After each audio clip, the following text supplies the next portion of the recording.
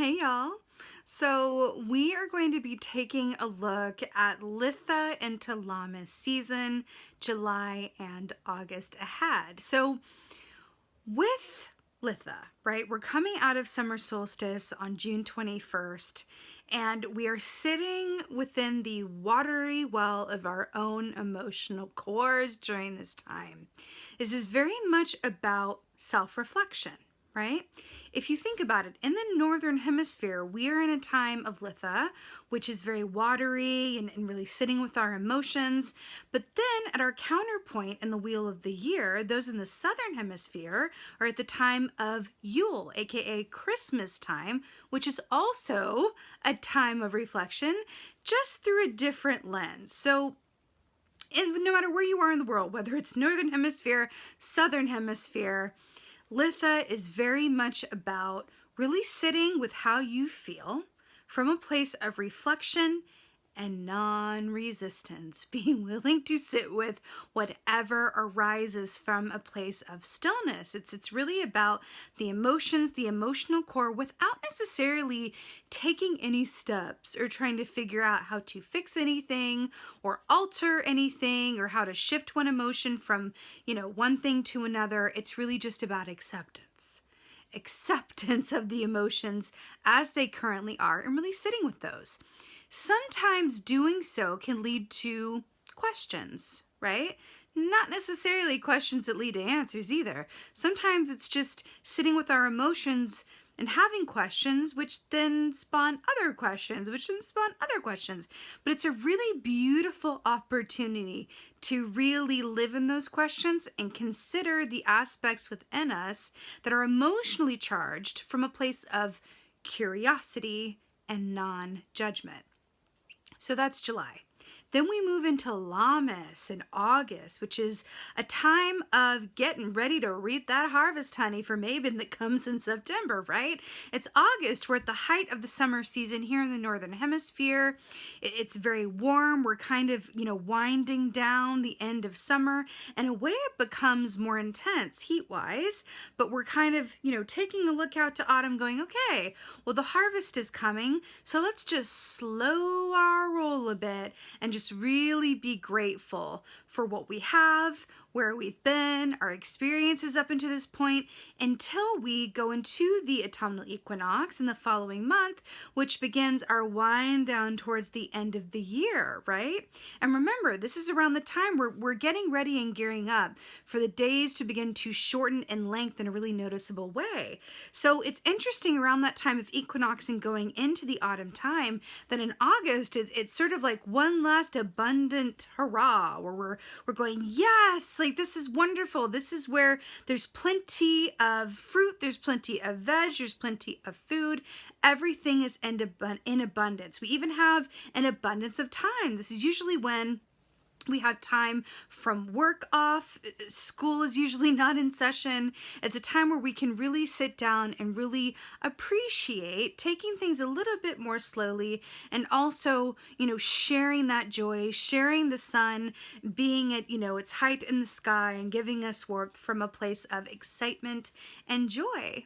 Because it's an exciting point as well, because when we are just before the autumnal equinox, we are coming up to the harvest and the holiday season and going back to school and all of those things. It's an exciting time because that's also, a time of year where we have a lot of holidays, and there's an aspect of like, okay, it's like a fresh new start within a fresh new start, right?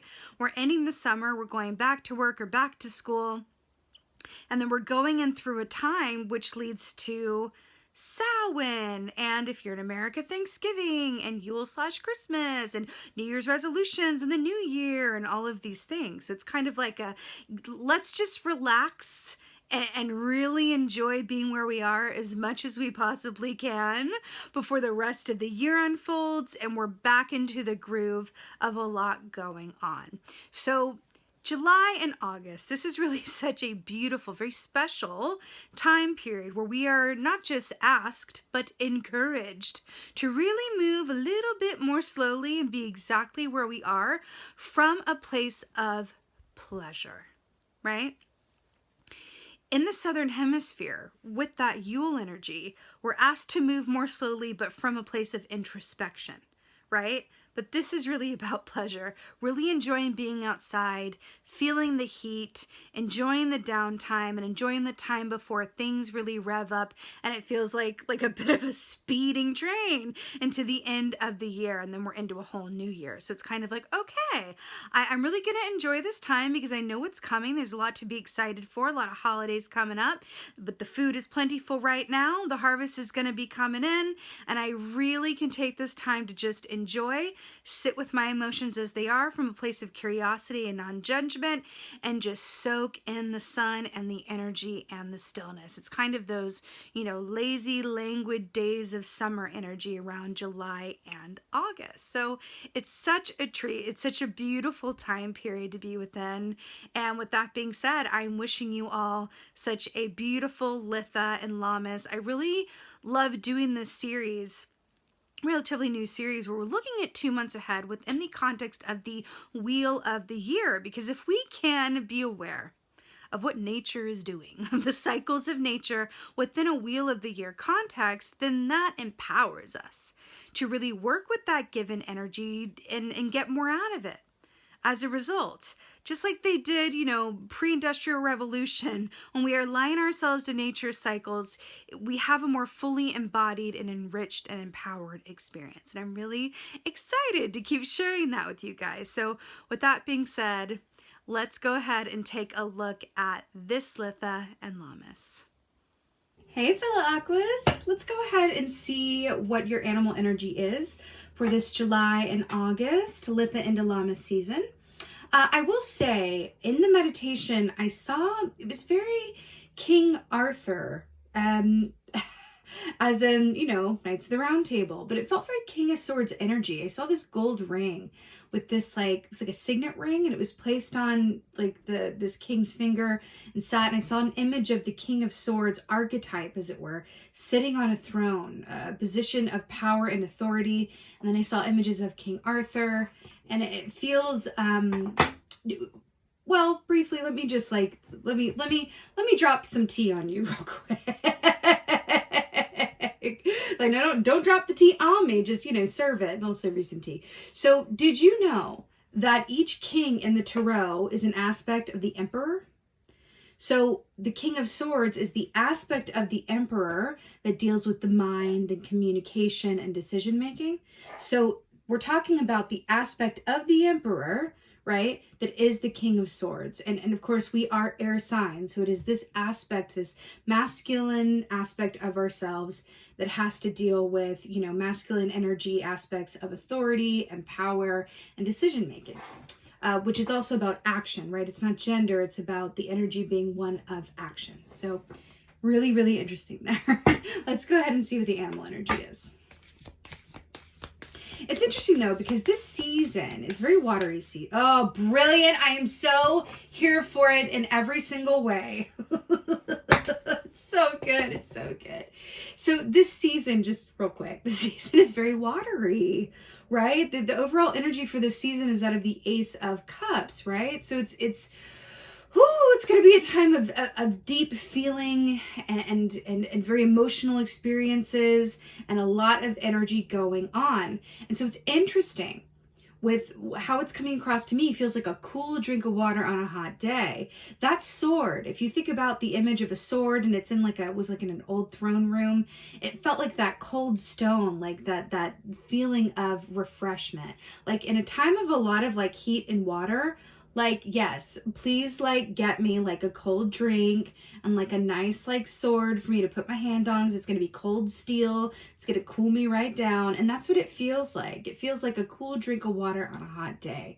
Something that is welcome, sort of like a respite in a way. So what's really interesting about this animal energy being the zebra, first of all, well, let me start at the beginning here.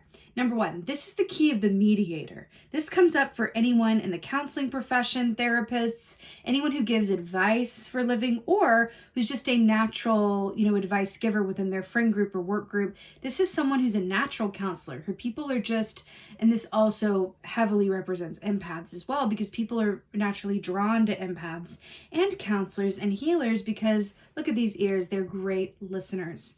So why this is such a wonderful energy is because the zebra is able to see the gray. I always say that Rumi quote whenever the zebra comes up, which is, out beyond, I think I'm going to butcher this quote, but out beyond right doing and wrong doing, there is a field, I will meet you there.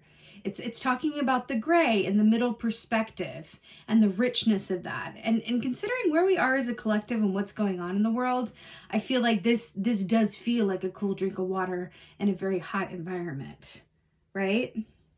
Really interesting here. Now, what this equates to in the tarot is it's a double, right? So on one hand, it equates to, you can see that triangle in the middle. That is a reference to the temperance key in the tarot, Sagittarius energy, which is very much about patience, harmony, balance, and spiritual perspective, right? That temperance key is also an offshoot of Aquarius energy in a way, because that angel has a foot, Archangel Michael, has a foot on the earth and then another foot in the water. And are we not the water bearers? It's really, really fascinating how this is coming across. It was a lot about balance. So the other key that this equates to is the Three of Wands, which speaks about forward, fire energy, right? Forward moving energy that is aligned with the goals and really benefactor influence of others. So this is you moving ahead on your path in regards to the work or the relationships that you really, really care about, with the help and support and positive contributions of other people. This is other people getting on the bandwagon to help and support you. We can look at this from the aspect of, if this zebra is a great counselor and therapist, or just gives great advice, is always there for other people, and has the gift of the middle perspective, right? The gray area, they're able to see both sides of something.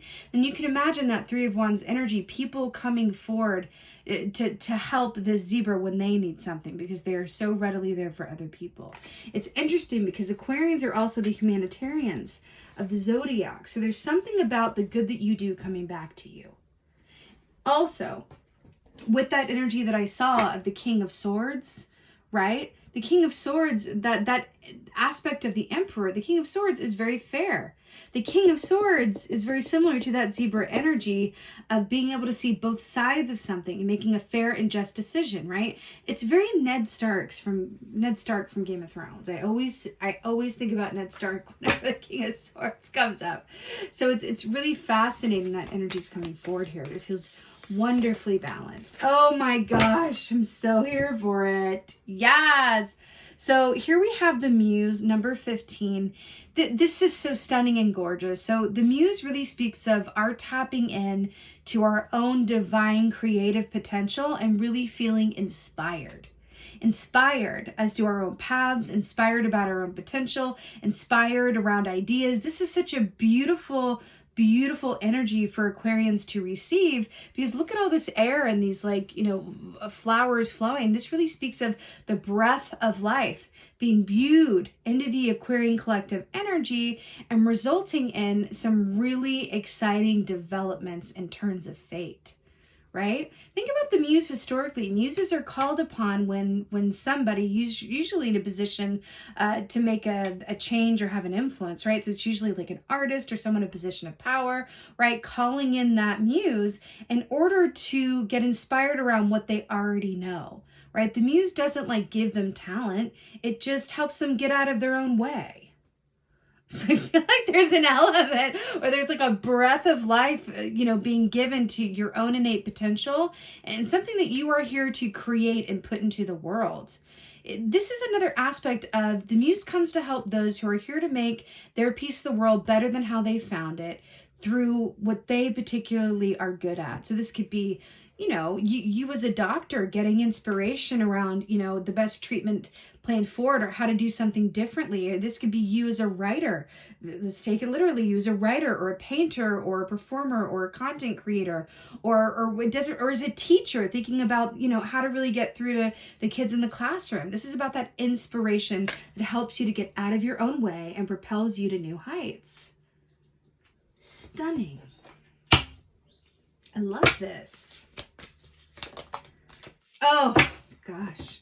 And here we have that Queen of Swords here. I'm so here for it. So 5 of Scrolls, diversity. If there was ever an Aquarian like energy in this entire deck, it would be this. 5 of Scrolls, diversity. So this is very much about how willing are you to change up how you do things or change up how you see things in order to advance yourself forward and make some, or really experience some true momentum. Look at all these books here. Look at how she's just like learning all of the knowledge and the things. Right? This is about really, I'm hearing the term like diversifying your portfolio. This is really being willing to change it up or consider another way or option or getting inspired and getting the information to really positively affect what you're doing moving forward in a way that you haven't thought of before or considered before or been previously aware of, right? It's really, really connected here with this zebra energy of seeing the middle path or seeing something differently. The muse, the breath of inspiration, right? And then diversity, being open to new information, to go about things differently, more ingeniously, more effectively in some way. I also want to point out, can you see this? See how the flowers from this look like they've gone onto this key and are now like lining the walls here? This is an energy that is directly influencing this. So this inspiration is coming to you and is going to lead you. This could be inspiration to, research, different books, look into a certain subject, reach out to an expert around something, look into different, books editors or publishing or recipes or, facts, whatever this is. This inspiration is moving you to diversify your viewpoints and do some research. Or consider things from a place of, the pedagogy, teaching, learning, information, right? It's really, really beautiful. And it feels so at home with Aquarian, air energy, right? That's why it's so gorgeous. It's really, really good. And I'm really, really still feeling that influence of the King of Swords sitting here, looking over everything. And that aspect, if we think about King Arthur, right? He's known for wielding the sword of power or the sword of truth, right? Which also relates to writers, the written word, communication, contracts, offers, all of those things. But it also rules the realm of being able to see ourselves and others clearly, right? I really feel like this has something to do with helping you get out of your own way in some way, shape, or form. Whether this is self-limiting beliefs or remembering something, right? From even a past life I'm getting. It's like, oh God, something's coming to me. And have you ever found that you know how to do certain things or you know certain things, you have no idea how you know them? It could be little or, big. It feels like that time where you're something's getting stirred up within you. You could even be rediscovering something that you used to love or looked into a really long time ago, and it's coming back to you now when you need it. It's something like that. Oh my God. Literally could not be any better. 3 of Scrolls, setting your course. This is exactly what we've been talking about. By the way, that rainbow there, equates to the 10 of Cups energy, which is complete happiness, emotional fulfillment, happy home and family. It's really, really beautiful. But also look at this rainbow coloring within the triangle there. That rainbow relates to the Temperance key as well. Traditionally in the Temperance key, remember that's related to the zebra energy, they're irises, iris flowers, right? At the bottom of that key, which also connect to rainbows. So it's really, really beautiful image for you to have here. And also I want to point out the fact, look at how this is storyboarding. It's really something else actually. Can you see this? By the way, 3 of Scrolls, 3 of Wands, Temperance. Those are the 2 major energies for this time period for you guys. It's 3 of Wands and Temperance all day. The Muse, inspiration, right? getting alerted or remembering or getting the ability. This could be even, you know, a friend giving you advice. It could be a parent telling you a story. It could be, you know, a book you find. It could be absolutely anything, right? That gets those creative juices flowing, right? Which the flowers go into here and suddenly you are inspired, right? This is the inspiration, right? That alerts you as the actions to take, right? Inspiration, what actions do I take? Then you're taking those actions, you're looking into subject matters, you're talking to people, you're thinking about it, you're allowing your mind to expand on the vast field of potential before you, which, that's water by the way, which leads you to being on the boat under the rainbow and actually seeing your path clear ahead before you. Inspiration, action, path clears to manifestation. Inspiration, action, path clears to manifestation. That's what it is. It's really beautiful. It's really, really beautiful. Let's get some advice. Wait, let me get these straight here. There we go. Oh, whoa. Look who's at the bottom of the deck here. I just went to shuffle. King of Swords. I knew he was hanging out. I knew he was hanging out in the Reid. Okay. What is the advice? That took no time at all. Oh, stunning, beautiful, amazing. I've been seeing so many tigers lately. 8 of Cups is the advice. Now, this is that is a ship on the ocean. Do you see that? Really, really interesting with the ships here. So, this is really beautiful. So 8 of Cups, right? The water coming in for this watery season. Tiger energy is very much connected to the moon and divine feminine. You know, 8 of Cups is really lovely because on one hand, it's about willing to move away from or cease emotional aspects or experiences that you have outgrown or that are not leading you to where you want to go, or allowing you to feel how you want to feel, right? It's also natural endings and new beginnings because the reward for embarking upon the 8 of Cups past and willing to make changes and move in a new direction, or moving along in your same direction, but being willing to leave one point for the other, the unknown upon the open sea there, the reward for that, what comes after this? 9 of Cups, wish fulfillment. And what were we talking about? Right? It's really, really beautiful and stunning how this is coming forward because you really are being advised to really consider what makes you feel good. Like, what do you do where you're feeling happy and the time flies and you're feeling excited or at least, you know, settled in your purpose? It's taking that King of Swords energy and being pragmatic and being almost even unemotional about it and going, okay, what is adding to my life? What is helping me get to where, you know, I'm going? And what is keeping me from it? And really giving your experience an objective view feels incredibly important here and really opens the path to your, you know, further manifestation. I got to tell you, this feels directly related to the work that you are here to do. It feels like your calling, what you particularly are good at, what you are here to do. That's Muse energy, right? It feels incredibly, it feels like a whole major arcana moment, honestly, where it's a destined fated time where you really have the ability to consider a larger scope. The big picture. It feels like the big picture, right? Inspiration, divinely guided action, path to manifestation. The advice is to leave behind anything that you cannot fit on this boat to where you're going. And again, I do feel like for a good bit of you, right? Because it's like out looking at this boat that Tiger is. I do feel like this is directly related to your own self-perceived limitations, and I'm hearing imposter syndrome. Look up imposter syndrome if you're curious. Look it up, like in Diversity. There's something about this. It feels like there wants to be an injection of like, what is that book? There is a book by Elizabeth Gilbert called Big Magic, and that is coming through for you as a recommended reading. Don't you love a recommended reading moment, my fellow Aquas? Hello, of course we do. That's coming through as a recommendation. The kind of a tagline of that book, if I might not directly quote it, but it's about like the work wants to be made and it wants to be made through you. Did you just hear that caw? I really hope you picked up that caw outside the window when I said that. It was like, caw, caw. The work wants to be made, and it wants to be made through you. Big Magic by Elizabeth Gilbert. Let's get an article. I'm feeling like this one. Vintage article.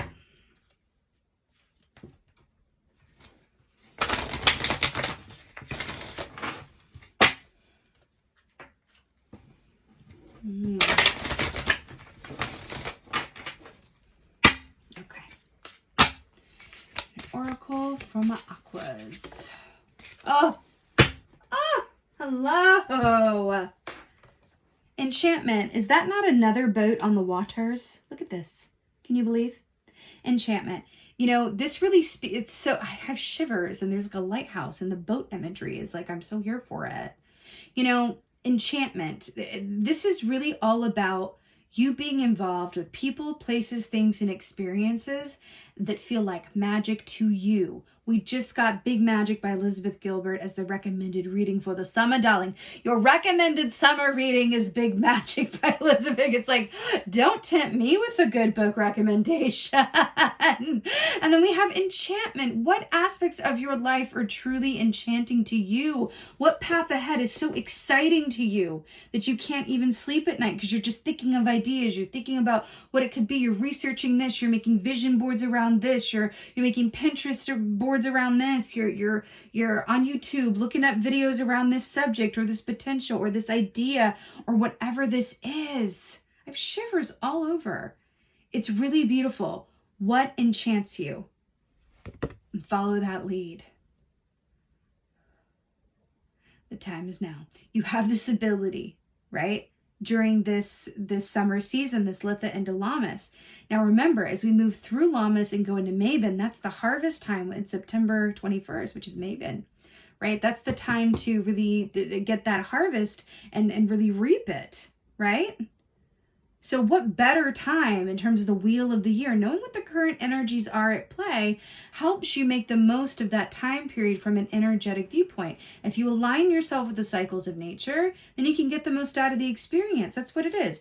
If we're going to be human beings living on the earth, then let's take some notice of what the earth is doing and align ourselves with her cycles. That's all this is.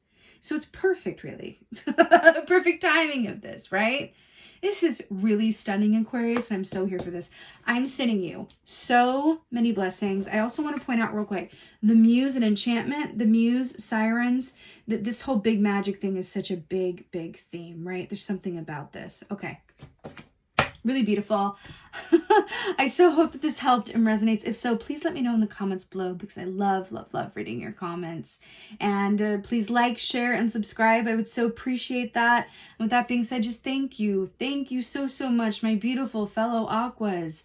I so adore you. I'm so grateful for you. And most of all, and as always, just thank you for being you. And be well. Until next time.